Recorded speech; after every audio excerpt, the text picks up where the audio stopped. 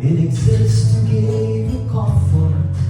It is there to keep you warm. And in those times of trouble, when you are most alone, the memory of love will bring you home. Perhaps love is like a window, perhaps an open door. It invites you to come closer. It wants to show you more.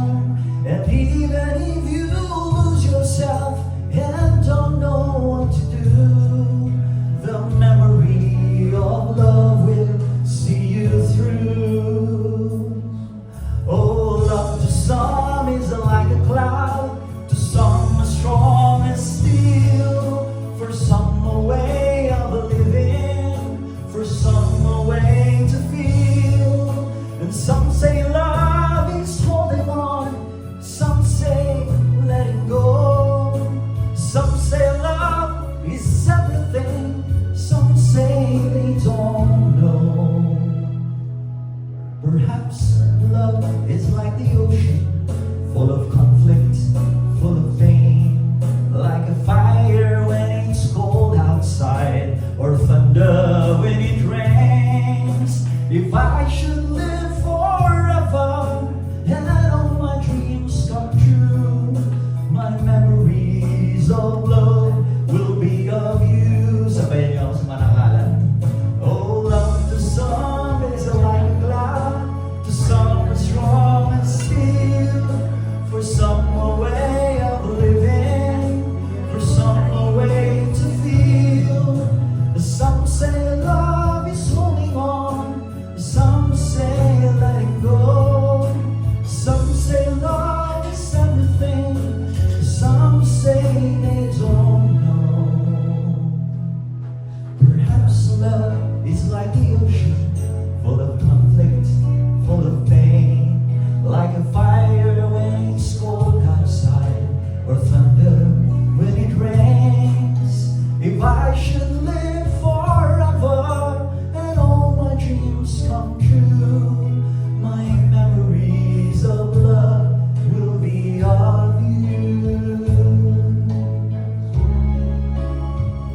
Perhaps love is like that. Something that we cannot really put a word into. Kaya nga, kesed. Kaya tanungin kita ulit, paano ka nagmamahal? Oh. Sige nga, tanungin mo ang tabi mo, sabihin mo sa kanya, kapatid, sabihin mo, kapatid, paano ka nga ba nagmamahal? Tinanong ko yan kasi the question that Brother Carey left us with is, are we capable of kased? Kaya ba natin itong gawain ng Panginoon? Kaya ba natin gawin yung ginagawa niya ng pagmamahal sa atin? And if we try to apply logic, sis Malu, that if we're created in God's image, therefore, if He does it, then we can too. Correct? So the answer is yes. The prophet Micah included kesed in the most important rules of life. Nilagay niya sa gitna. Sabi ni brother kanina, pag nilalagay sa gitna, in-emphasize yun, very important yun. Ito, basahin natin from Micah chapter 6 verse 8. And what does the Lord require of you? Rule of life yan. So anong kailangan? Anong nire-require sa'yo? To act justly and to love mercy. Yan yung kesed, yung ginamit dyan ulit eh. And to walk humbly with God. Kaya talagang sinusubukan natin intindihin kasi it's still a question. Can we really love this way? Kaya ba talaga natin yan? Abounding in love, merciful love, loyal love, faithful love. Ay, subukan natin tingnan kasi we're grateful that there is a sample. Ayan. May mga nagbigay ng sample. sa Biblia na, uy, itong taong to, yung mga tao, human beings can. And that is why we look at the loyal love of Ruth. There's this beautiful character, amazing woman. Pangalan niya ay Ruth. May Ruth po ba dito? Ayan, Ruth. Ayan, again, palakpakan naman natin ang ating first-timers dito. Welcome. Welcome to this gathering. Hindi ko sila nalapitan kanina. I was just wondering, baka Ruth ang pangalan. Ayan, the other also. Ayan, maraming salamat. Oo. So, tingnan natin. Ruth. Everybody say Ruth. Ruth. Hindi siya Hudyo, hindi siya Jew. Siya ay isang Moabite kasi taga Moab. At ang mga Moabites, usually kalaban niya ng Israel. Yung kanyang dramatic story ay nagsimula noong si Elimelech and his wife, Naomi, along with their 2 sons, nag-migrate sa Moab. Kasi nagkaroon ng famine sa Bethlehem. Doon sila. Elimelech, Naomi, yun yung mag-asawa. With their 2 sons, they went to Moab.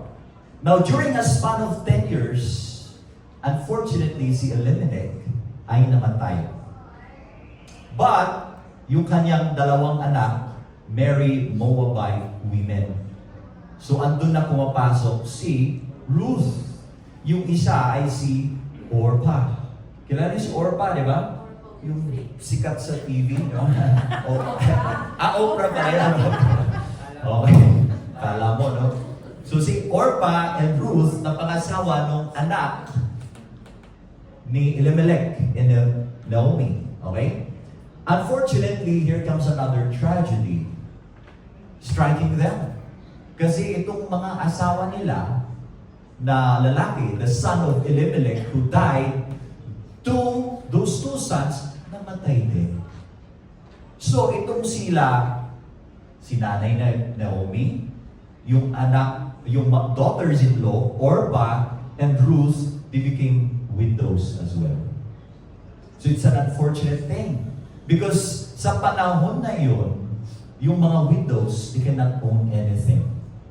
So they become those of the poor, the poorest of the poor. So ito, totally destitute, si Naomi decides to return to Israel, to Bethlehem. And sabi niya sa kaniyang mga daughters-in-law, si Orpah and Ruth, na iwan siya. Well, sinamahan pa nila si Ruth to Judah, but there in that land of Judah, sabi niya, hindi, punta na kayo. In Ruth chapter 1 verse 8, she said there, go back, each of you to your mother's home. May the Lord show you kindness. Also mentioned in Kesed. Balik na kayo. At first, talagang ayaw nila, kahit si Orpah and Ruth, they said, no, but at that time, sabi ni Naomi, hindi, okay na, you go na. Wala na kayong obligasyon sa akin. And then, well, si Orpah ay umalis. Kaya siya nagtayo ng TV network. Pero umalis siya kahit ayaw niya sana nung simula. But here comes Ruth. Ito na. Kasi yun ang very logical thing to do eh. Okay naman na, tapos na, wala naman siyang obligasyon. It's just right. Sabihin nyo nga, just right. It's just right na pwede silang umalis. Pwede silang bumalik sa kanilang bayan. But here comes Ruth. Nagpaiwan. Ruth takes the casket she receives from God at binigay niya sa kanyang mother-in-law. Kaya dito niya dineclare yung famous lines na yung iba kinukot nila sa kanilang mga wedding vows. Wherever you go, I will go. Wherever you stay, I will stay. Yung iba pa nga talagang kinantayan eh. Wherever you go, I shall go. Wherever you live, so shall I live. Your people will be my people, and your God will be my God too.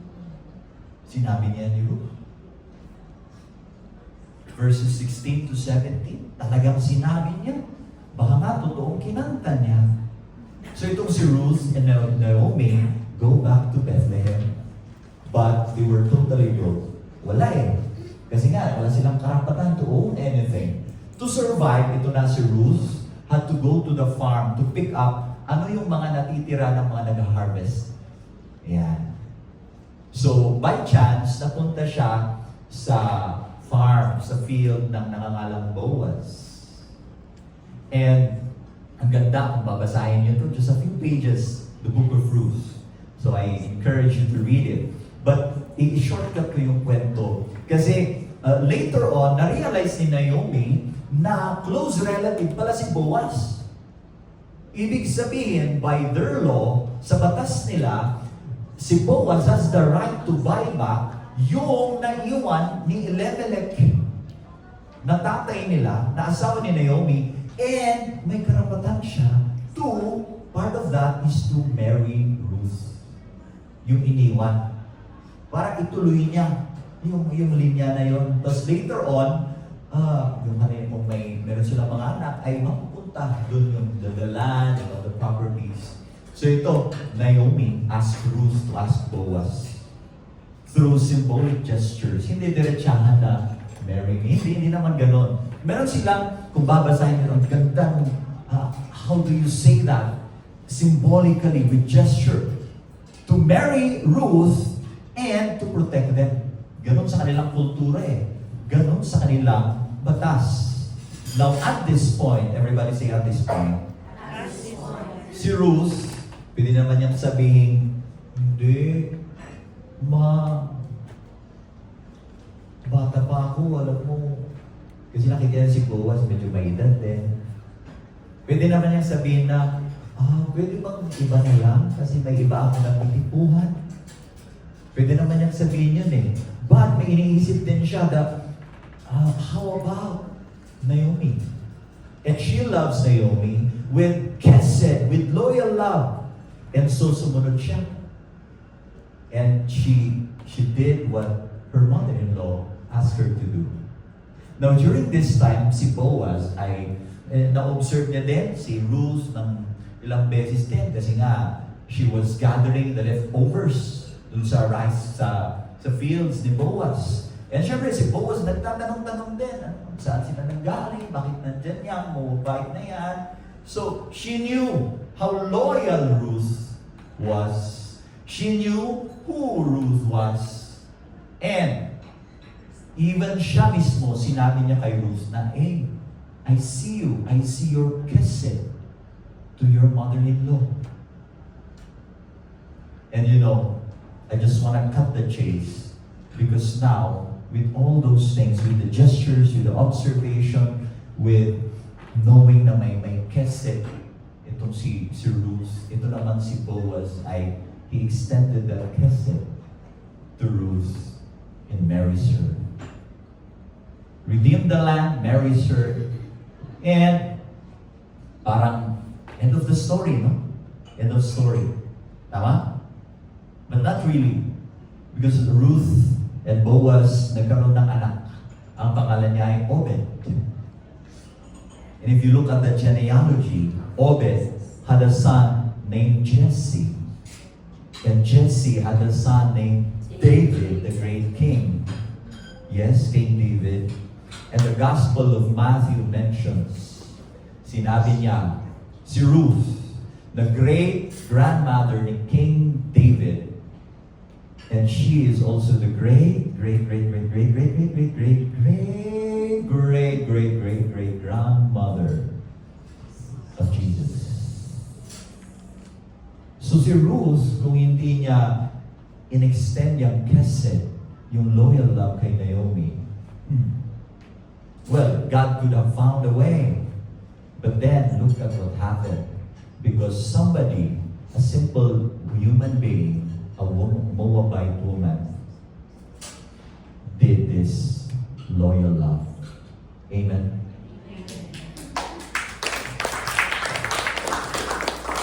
Kaya yung ibang mga gathering ng women, talagang inaaral na si Ruth. They look at her and model her. Di ba? Mga Ruth. But you know what, mga kapatid, gusto ko mag-backtrack konti. Kasi pag pinapag-aralan natin yung libro ng Ruth, ay talagang si Ruth ang yung kanyang kesed ang naka-highlight. Tama? And tama naman. It's just right again. Okay? But there's another character na banggit na natin kanina, Boaz, na gusto nating tingnan din. Kasi ito long before he redeemed Elimelech's land at pinakasalan si Ruth, ay ito si Boaz talagang pinapakita niya din yung kesed na yan. Prinotektahan niya si Ruth. In fact, sinabihan pa niya yung mga workers niya na, uy, huwag niyong anuhin niya na, huwag niyong bastusin, respect her. In fact, yung mga regular na iniiwan nila, sabi pa niya, dagdagan niyo pa yung iwan niyo para mas marami yung kanyang makuha. O di ba? That's already kesed. Now, here's the thing. Okay? Akala natin talagang yun na rin yun. Pero ito ito na nga, balikan natin, Naomi requesting Ruth to do a symbolic gesture so that Boaz will marry her. When Ruth did that, in that very moment, when Boaz had all the chance to really get her and to marry her, kasi parang kung titingnan mo, context ko, parang nagustuhan niya na rin si Ruth eh. Now here comes Ruth coming to him. Pero you know what? You know what? Boaz, eto, grabe. Sabi niya, parang, allow me to use some words of mine. Parang sabi niya siguro na, Ruth, gusto naman kita eh. Diba? Nabubulol din eh. Gusto naman kita eh. Pero actually, totoo naman, I have the right to redeem your land and marry you and protect you. Pero alam mo, Ruth, meron pang mas nauna kung sa priority ng tawag dito, kinsman redeemer. Kaya, dyan ka lang muna. Wala muna tayong gagawin. Ang gagawin ko is, I will call this one who has this priority na tanungin muna natin, baka naman gusto niya redeem the land and then marry. So that's what they did. They went into the city gate and then called the elders, di ba? Yung parang, grabe, Boaz. Hindi lang siya may kesed sa kay Ruth, sa ibang tao, kundi, ito Boaz has kesed to what is right and just in the eyes of law, according to men and according to the law of God. Andun na yung convenient eh. Pwede na eh. Pero sabi niya, wait. Hindi niya kinanta na, tukso! Hindi. Sabi niya, I want to be a just man. I want to follow the law. Even if gusto ko naman, I have to follow what is better. And so that's what they did. They offered it to the one who was the first priority. And then siya, sinabi niya, so anong cost nito sa akin? Tinanong niya. And then nung sinabi yung mga kailangan niya ibang gawin, sabi niya, sorry, hindi ko gagawin. So nag-decline siya. And now the right went to Boaz. And Boaz redeemed the land, married Ruth, protected her, provided for Ruth, Naomi, the family, and then later on, as we said, Obed came.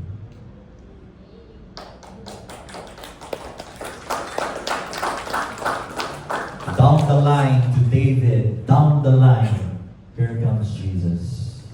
Boaz, with his kesed, naging faithful siya sa kanyang kinsfolk. Sa batas, naging faithful siya kay Ruth, and ultimately, naging faithful siya kay Lord. Kesed is not merely doing something kind, it is remaining faithful kahit yung faithfulness mo ay maging costly sa'yo. Sabi ng isang kanta, you don't count the cost. Grabe. Itong Boaz na to, binibigay sa atin ang konting glimpse. Glimpse na konti pa. A glimpse of Jesus. I'm not saying he is equal to Jesus, but he gives us a glimpse. Bakit? Boaz sacrificed something. He gives something to redeem Ruth and the family. Here comes later on Jesus, who emptied himself that we might be redeemed. Amen? Palakpakan natin yun. Sabi ni St. Paul, sa kanyang letter to the Philippians, have among yourselves the same attitude that is also yours in Christ Jesus. So sinasabi niya din yung sabi ni Prophet na Micah na, uy, mamuhay kayo with kesed. How? Oh, ito, sabi niya, example, Lord Jesus Christ, who, though he was in the form of God, Joshua did not regard equality with God something to be grasped. Rather, ito na, he emptied himself, taking the form of a slave, coming in human likeness, and found human in appearance, he humbled himself, become obedient to death, even death on a cross, para tayo ay maritim.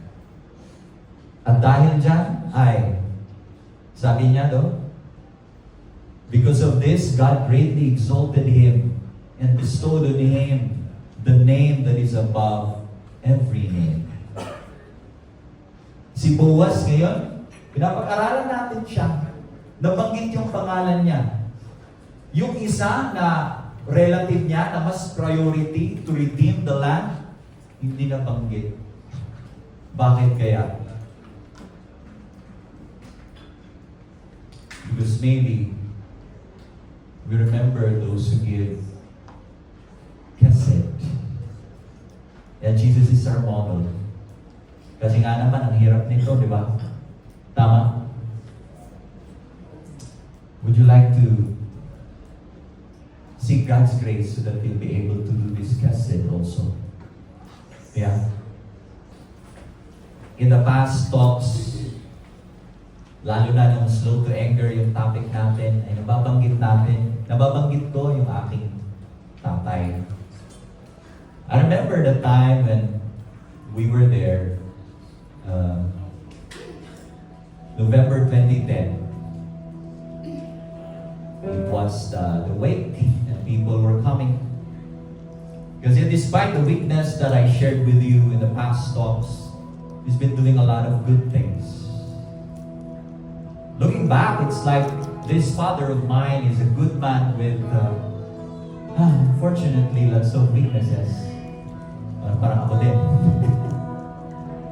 The people were coming and going, expressing, paying respect, saying how good he is. But you know what? There are also some people who knew us, who knew our family background, na sabi niya, grabe ano? Buti yung nanay mo. Now, she mentioned our nanay. Sabi niya, your nanay was so patient, supported her, stayed. Emphasize the state.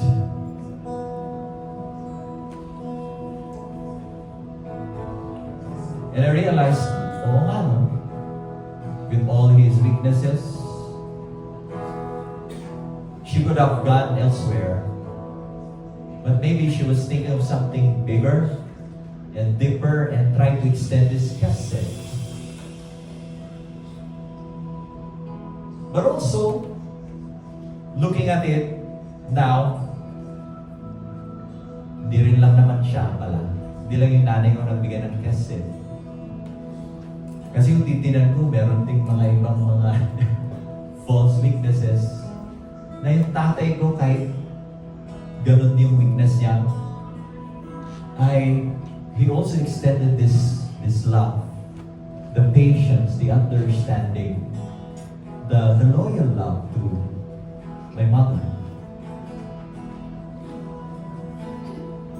And I'm sharing this because that's what we try to do, correct? It's easy to get annoyed. It's easy to pinpoint, ay brother, kilala kita. It's easy to say, sister, punong-puno na ako, ayoko na mag-feast. take things by ourselves, by our hands. But hey, we have this God who intended Himself sacrifice His everything to redeem us, for us to be reconciled with God, the Father. Because that's our God. That's the God that we worship. Na kung paralyzed tayo spiritually, ay itong Panginoon natin hindi alis. Kung nagrebelde tayo sa Kanya, hindi siya magre-rebelde sa atin. He doesn't walk away. We sin, He doesn't walk away. Because God loves us with a loyal love. With kesed. Yung deep concern that moves you to act generously again and again and again, refusing to give up because of loyalty, because of faithfulness. Amen. That is the God that we worship.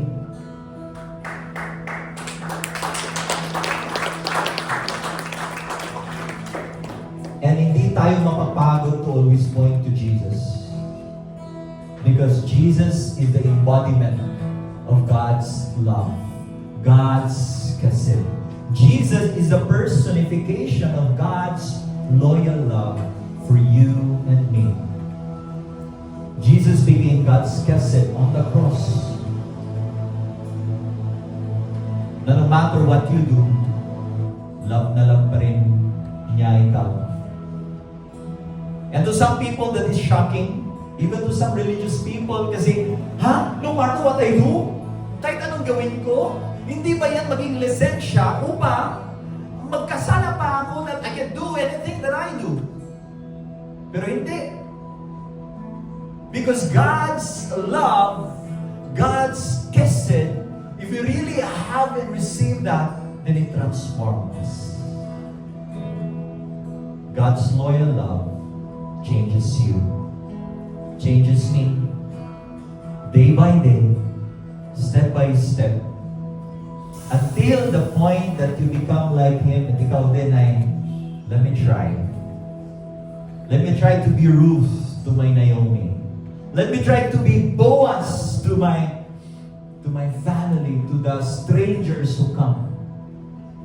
Let me be Jesus in my own little way. So let's come before the Lord. Because hindi natin ito kaya. To give our all, we need to receive